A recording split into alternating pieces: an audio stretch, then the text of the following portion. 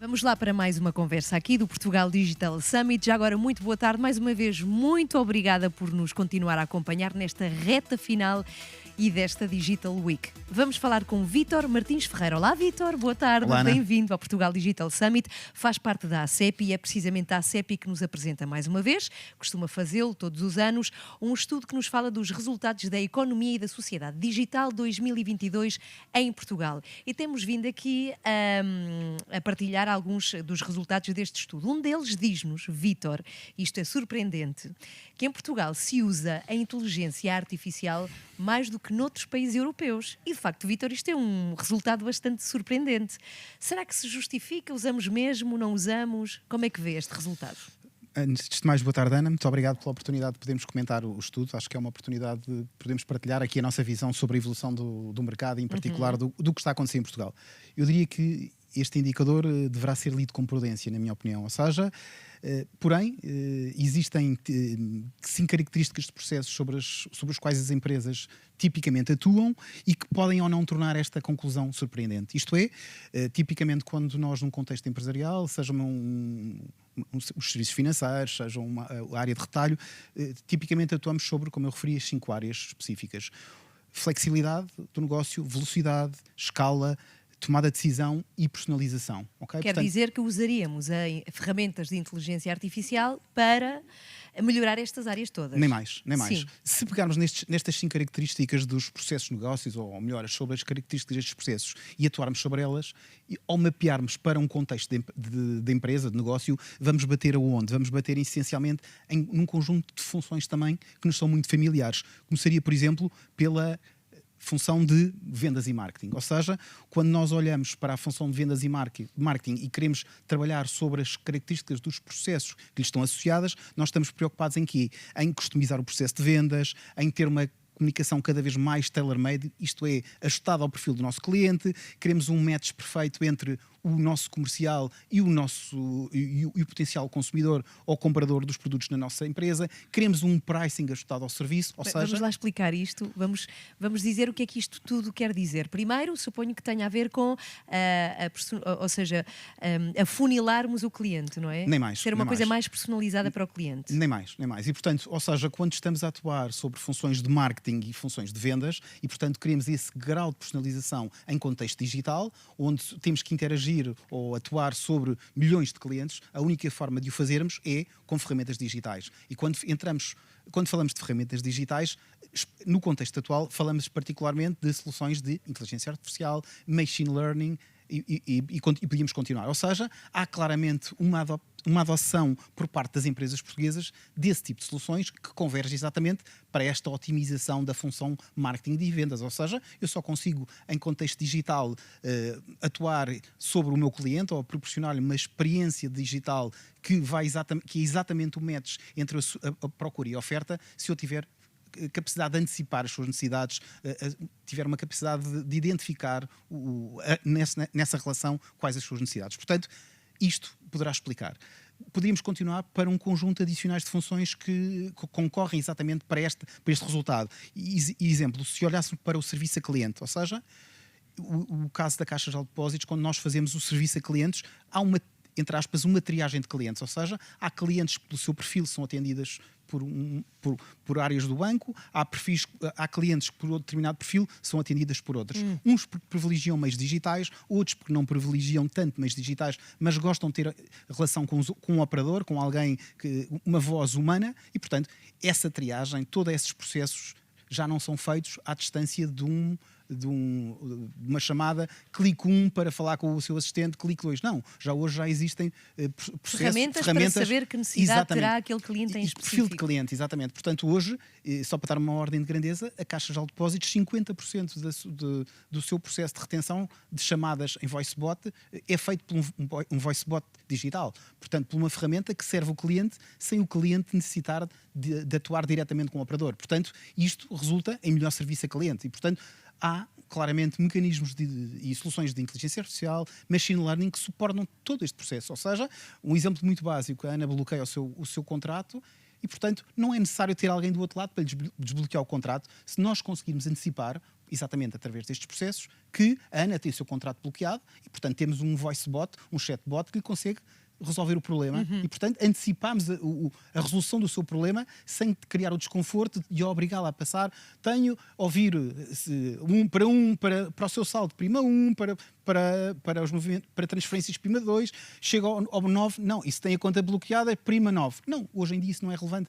Já sabemos que tem a sua conta bloqueada, já encaminhamos diretamente através destes algoritmos e destes processos para essas soluções. O que é bom para mim como cliente, também é muito ágil para Sem a empresa, muito benéfico em termos de negócio também, não é? Sem dúvida, sem dúvida. Ou seja, no fundo estamos claramente a melhorar o que nós chamamos de NPS, ou seja, a percepção de performance do nosso serviço perante o nosso cliente. Portanto, isto hoje, face à volumetria de utilizações, só é possível com estas soluções. Só para terem uma ideia, nós, em contexto de caixas de depósitos, podemos ter dias em que temos mais de 1 milhão de clientes que utilizam o nosso serviço online. Portanto, servir no mesmo dia 1 milhão de clientes, convenhamos que para os dias de hoje é um verdadeiro desafio. Isto só é possível se tivermos exatamente essas soluções. E em que mais utilizaremos a inteligência artificial para justificar esses números das empresas portuguesas? Eu diria que existe um conjunto adicional de funções que poderíamos discutir aqui. Poderíamos falar, por exemplo, da cadeia da supply chain, ou seja, a cadeia de valor de fornecimento, ou seja, correção de erros, identificação de riscos nesse processo da cadeia. Podíamos falar da própria jornada de cliente, ou seja, a informação / contratação de produtos e serviços com recurso a voice bots e chatbots. Isto é, hoje, uma vez mais, em contexto autenticado, através de uma app bancária, a Ana hoje consegue fazer um pagamento de um serviço, uma transferência. E de que forma? Interagindo por voz ou por texto com um voicebot, que tem por trás exatamente mecanismos de inteligência artificial e machine learning, sem me querer repetir. Portanto, hoje, em português de Portugal, consegue interagir com um bot suportada por estes processos e executar um conjunto enorme de funções que no passado não podia fazer. Isto propiciando uma experiência fantástica ao cliente, porque na realidade é muito simpático estar a olhar por exemplo, um pagamento de uma fatura de serviços, a interagir diretamente por voz com o bot, dizer assim, ok, quero pagar este serviço. E o que lhe acontece é que automaticamente a aplicação pede-lhe, olha, fotografa a referência. E ao fotografar, os campos são automaticamente populados e a Ana só tem que dizer, ok, está pago. Não tem que preencher tudo. Isso também inclui a parte da velocidade, falava obviamente. Portanto, serviço a cliente é claramente um dos propósitos destas soluções e que destacaríamos. Portanto, dito isto, eu diria que esta é claramente uma das vantagens destes processos de machine learning, a inteligência artificial, e que eu acredito que, uma vez mais, concorrem para a percepção dos resultados deste estudo. Ou seja, toda a inteligência artificial, machine learning, está exatamente a ser utilizada nestas funções. Primeiro nos processos que concorrem para estas funções e, portanto, não me surpreende que estes resultados apareçam com um elevado destaque e as organizações portuguesas bem posicionadas, porque na realidade todos nós estamos preocupados, enquanto organizações, melhores serviços, decisão rápida, customização e, portanto, estamos a atuar sobre estes... Também em marketing, publicidade, temos vindo aqui a ouvir falar disto muito nos painéis de debate e estamos a falar já agora sobre este resultado que nos diz que nós estamos na proa da frente no que toca a empresas a usarem a inteligência artificial em comparação com outros países europeus. Bom, temos aqui um outro fator que é uma grande preocupação das empresas em Portugal, que nos diz que poderá haver preocupação no que toca à escassez de talento. E a questão é uma preocupação das empresas. A questão é, e não sei se tem resposta para isto, Vítor, se é falta talento ou somos poucos? Bem, uma vez, essa pergunta é super desafiante e isso é a velha pergunta para $1 milhão, não é? Portanto, se eu tivesse resposta ou se alguém tivesse resposta, eu diria que seria claramente a solução. Mas acho que podemos fazer aqui um conjunto de considerações. E, portanto, a primeira eu diria, se calhar pegando aqui num famoso jornalista americano, que todos nós conhecemos, o famoso Thomas Friedman, que disse: podemos estar numa era em que a tecnologia está a evoluir mais rápido que a capacidade humana, ok? Ou seja, isso quer dizer que mal temos capacidade de acompanhar os avanços tecnológicos. Exatamente. O que estamos a dizer é que diariamente a tecnologia se está a reinventar. Provavelmente hoje temos ciclos, agora não sendo uma área de minha especialidade onde eu trabalho, mas provavelmente nós teremos ciclos de renovação de laptops, de PCs, se calhar inferiores a 3 meses. Ou seja, a cada 3 meses está a entrar um novo PC com um novo processador ou com novas soluções. Portanto, a tecnologia está sempre a reinventar. E, portanto, o desafio está como é que nós fazemos o acompanhamento dessa evolução. Portanto, agora estamos num contexto, já se fala de blockchains. Se calhar a minha geração já ouviu falar de banca tradicional, banca online, já ouviu falar de open banking, agora já estamos a falar de blockchain, criptomoedas. Portanto, a minha geração já passou aqui por 4 fases e todas elas estão ainda, ou pelo menos as 2 últimas, estão longe de estar exploradas. Mas dito isto, e concordando que isto tem algo de verdade, ou seja, que a tecnologia é mais rápida que a capacidade humana, eu diria que tudo isto se resume às pessoas. Ou seja, as pessoas precisam aprender mais rápido, as pessoas e as empresas precisam de ajudar as pessoas nesse crescimento. A questão é como. E na gestão dessas pessoas. E podemos lhe pedir ajuda para perceber isso. Mas a questão é, as novas gerações já vêm algo mais preparadas, porque estão a crescer neste mundo, não é? Se calhar é mais difícil para nós. Eu diria que eu acho que pode ser mais difícil, mas não é impossível. Porque eu acho que onde nós devemos e temos de atuar, ao nível do talento, é atuando sobre as pessoas, sobre a cultura das empresas. Ou seja, fazer com que as pessoas façam parte desta transformação. Não é transformação digital, o que vivemos agora, este jargão, não tem a ver com eu comprar um smartphone de última geração. Tem a ver com a capacidade de eu garantir que os recursos da minha empresa ou os meus familiares são capazes de os explorar e os utilizar. Ou seja, era a questão de usar tecnologia, não é ter tecnologia. Nem mais. Esse é o drive, na minha opinião. Portanto, o tema transformação digital está nas pessoas. Portanto, como é que nós garantimos que as pessoas são utilizadoras dessa tecnologia? Como é que as exploram em seu benefício e dessa forma, resultando num melhor trade-off entre o que são os objetivos e os interesses das pessoas e os propósitos das empresas? Portanto, transformação digital são pessoas, é cultura, é a forma de nós nos relacionarmos. Portanto, e neste sentido, como é que nós mapeamos isto para o resultado do estudo? Onde é que isto cola com o talento? Sendo o escasso o talento depende das pessoas. Logo, nós temos que ter capacidade, primeiro, de identificar as pessoas que são capazes de fazer esta transformação. Segundo, desenvolver a transformação. E, finalmente, manter essa transformação. E como é que isso se faz? Essa é que é a pergunta difícil. Exatamente. Também, essa é, uma vez mais, é outra pergunta por mais $1 milhão. Portanto, esse é o desafio. Identificar, desenvolver e manter talento é claramente o drive das nossas organizações. Porém, eu acho que, dito isto, e acho que estamos aqui, estando num contexto de um estudo de transformação digital, eu acho que importa aqui nós deixarmos uma mensagem muito positiva. Eu acho que nestas questões nós temos de ser super positivos. Então como é que veio o futuro? Qual é a sua visão otimista no que toca ao futuro? Sobre Portugal, eu acho que este país é único, não é? Eu acho que, falo para mim, eu acho que pelos países que visitamos, adoramos visitar, adoramos sair, mas eu gosto sempre de voltar ao meu país. E eu acho que isso é claramente uma vantagem. E não é à toa que temos uma Web Summit, não é à toa que temos uma explosão do turismo em Portugal e, portanto, deve haver algum fator que ajude a explicar isto. E eu diria que esta mensagem positiva, colando com a escassez de talento, é esta. Temos uma proporção elevadíssima dos chamados licenciados de STEM, ou seja, ciência, tecnologia, engenharia, matemática.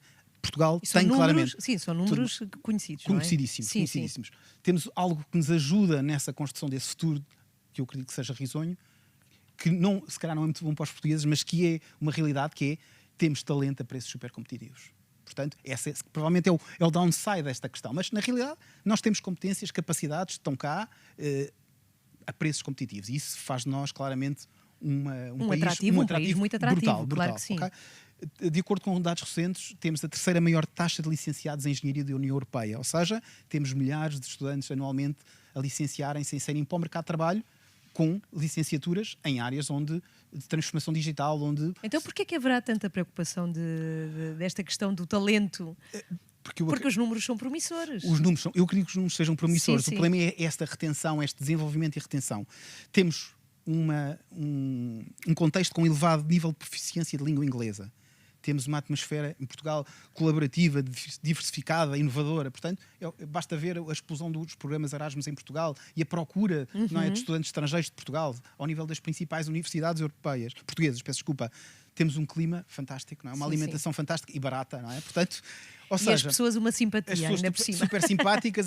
Nós, até se calhar aqui entrando num parte mais pessoal, vamos à Espanha, eles não falam inglês com algumas limitações. Porquê? Porque tem tudo dobrado. Nós temos a sorte, eu acredito que há uma sorte, de termos os nossos filmes com legendas, como subtitles, ou seja, isso obriga-nos a ter um ouvido, uma escuta ativa, um ouvido capaz de... Nós falamos qualquer língua, não é? Nunca vi um estrangeiro a tentar falar português, ver os portugueses a tentar falar francês, ou chinês, o que for. Portanto, eu acho que isso é uma vantagem. Ou seja, todos estes pontos, a atmosfera, o clima, a alimentação, tudo isto concorre claramente para a emergência de um país, acredito eu, como centro de inovação, de tecnologia e empresarial, com empresas de tecnologia de todas as dimensões. Nós temos espaço para grandes operadores e para pequenos operadores. Portanto, eu diria que estamos preocupados porque, efetivamente, hoje a retenção do talento é um drive, porque, efetivamente, as gerações dos nossos filhos não estão disponíveis para trabalhar uma vida inteira numa empresa e, portanto, esse desenvolvimento de talento pode ter um custo à frente, que é estou a desenvolvê-lo e estou a criar condições para eles voarem e para eles se movimentarem, e isso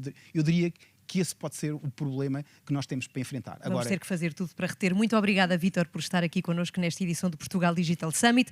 Não tarda nada, vamos voltar aos debates e desta vez vamos falar para os colaboradores. É já a seguir.